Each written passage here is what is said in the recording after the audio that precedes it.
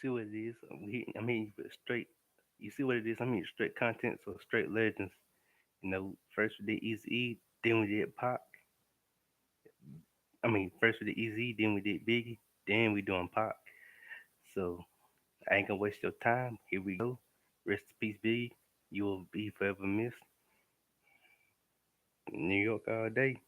Notorious B.I.G. Christopher George Latour Wallace was born May 21st, 1972, and he died March 9th, 1997. Better known by his stage names than Notorious B.I.G. Biggie Smalls, or simply Biggie, was an American rapper and songwriter rooted in the New York rap scene and gangster rap traditions. He is widely considered one of the greatest rappers of all time. Wallace became known for his distinctive laid-back lyrical delivery, offset in the lyrics, often grim content. His music was often semi-autobiographical, telling of hardship and criminality, but also autobiographical telling of hardship and criminality, but also of debauchery and celebration. Christopher Wallace, born Christopher George Latour Wallace, born May 21st, 1972, New York City. You died March 9th, 1997, age 24, Los Angeles, California. Cause of death, drive-by homicide, gunshot wounds, resting place. Cremated, ashes given to family members.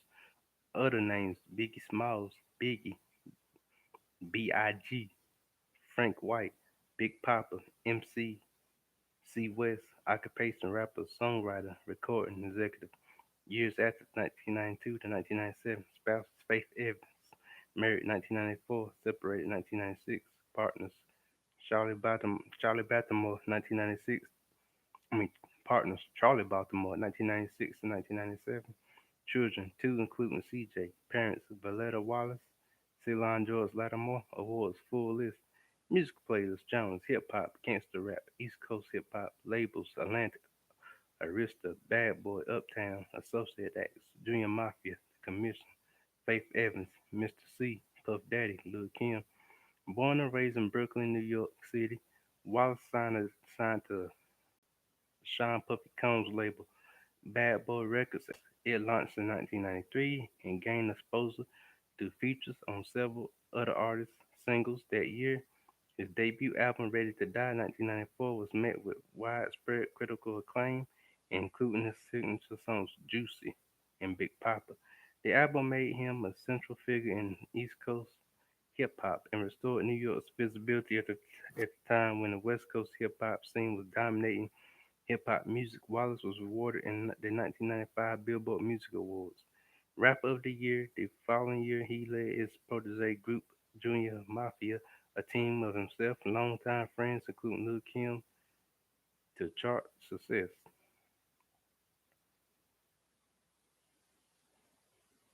Life and career 1972 to 1991. Early life. Wallace was born in St. Mary's Hospital in Brooklyn, Bayrou of New York City on May 21st, 1972. The only child of Jamaican immigrant parents. His mother, Violetta Wallace, was a preschool teacher, while his father, Ceylon George Latimer, was a welder and politician.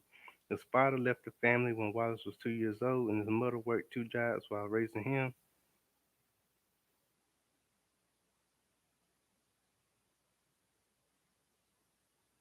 1991 to 1994, early career and first child.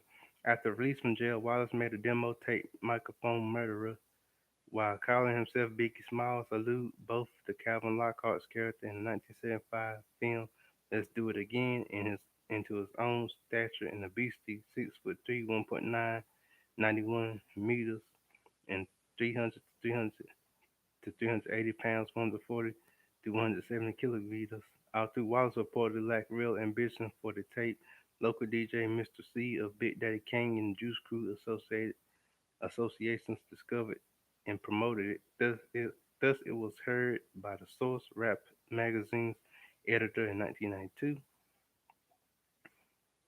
See, 1994, Ready to Die and Marriage to Faith Evans.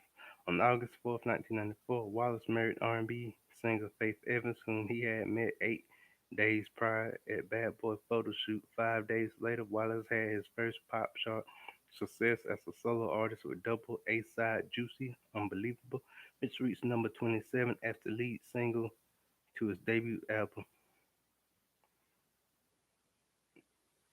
In 1995, collaboration with Michael Jackson, Junior Mafia, Conspiracy and Coastal Feud.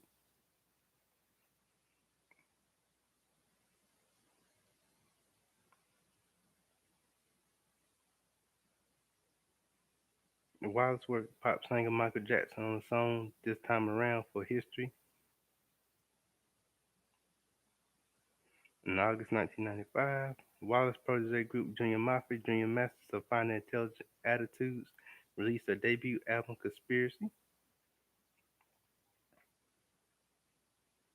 1996, more arrests, accusations regarding Shakur's death, car accident, and second child.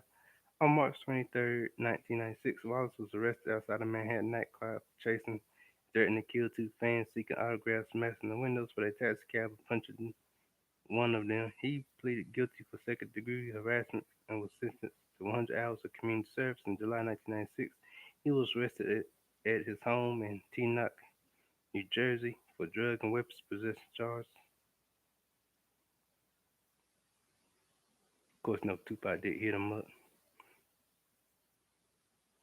stating the pages purport to be three computer primouts from Daddy's house, indicating that Wallace was in the studio recording a song called Nasty Boy on the night Shakur was shot. The indictment that Wallace wrote half the session was ended out Saturday around and laid down a shorthand for a reference vocal in the equivalent of a first take, but nothing indicates when the documents were created. And Lewis Alford, the recording engineer, seeing Lewis Alford, the recording engineer listed on the sheets, said in an interview he remembered recording a song with Wallace in a late night session, not during the day. He could not recall the date of session, but said it was likely not the night Shakur was shot. He would have heard about it, Mr. Alford said. 1997, Life After Death. On January 1997, Wallace was ordered to pay U.S. 41,000 in damages following an incident involving a friend of a concert promoter who claimed Wallace and his entourage beat him following the dispute. On May 1995, he faced criminal assault charges for the incident, which remains unresolved. But all robbery charges were dropped following the events. Wallace spoke of a desire to focus on his peace of mind and his family and friends' death.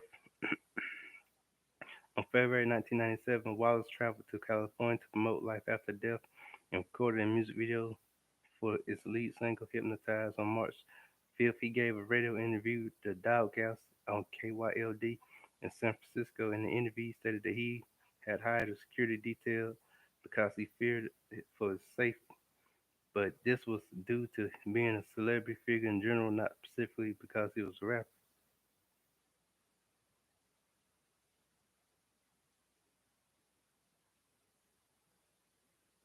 And by 12:45 a.m., the streets was crowded with people leaving the party. Wallace truck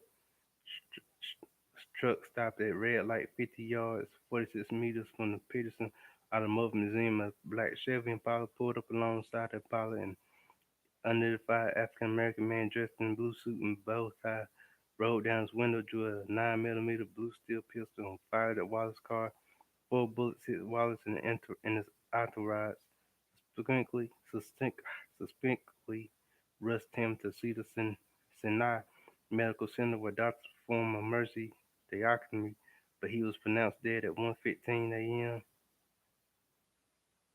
He was 24 years old. His autopsy, which was released 15 years after his death, showed that only the final shot was fatal and entered through his right hip and struck his colon, liver, heart, and left lung before stopping in his left shoulder. Prometheus released 16 days after his death. Wallace's double disc second album was released as planned, originally titled Life After Death, The Death Do Us Part, and later shortened to Life After Death. The album hit number one on the Billboard 200 charts after making a premature appearance at number 176. Due to street date violations, the record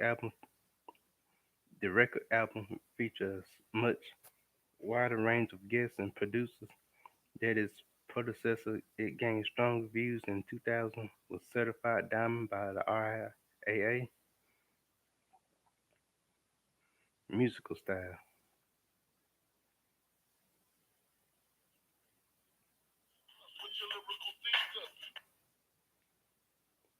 Wallace, accompanied by ad libs from Sean Puffy Combs, uses onomatopoeic vocables and multisyllabic rhymes on his 1996 collaboration with R&B group 112.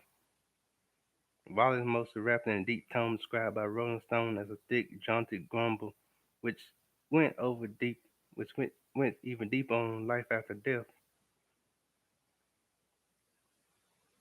Wallace's lyrical topics themes include Mafio tells N-words bleed, his drug dealing past, 10 crack commandments, materialistic bragging, hypnotized, and humor, just playing dreams, and romance, me and my chick, his legacy. Of course, you got the graffiti of him. People did that.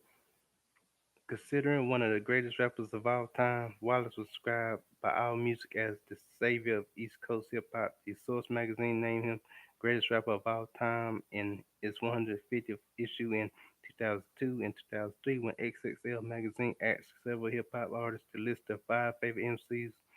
Wallace appeared on more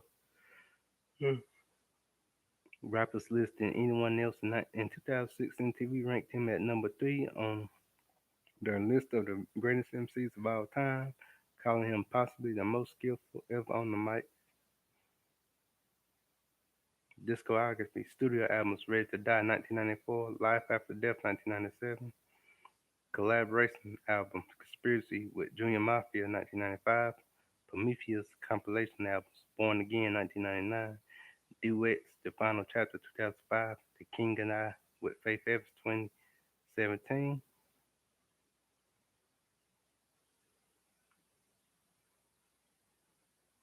Filmography: The Show 1995 as himself, Rhyme and Reason 1997 documentary as himself, Biggie and Tupac 2002 documentary archive footage, Tupac Resurrects 2004 documentary archive footage, Notorious B.I.G. Bigger Than Life 2007 documentary archive footage, Notorious 2009 archive footage, All Eyes on Me 2017 archive footage, Quincy 2018 documentary archive footage, Biggie The Life of Notorious B.I.G. 2017 documentary archive footage.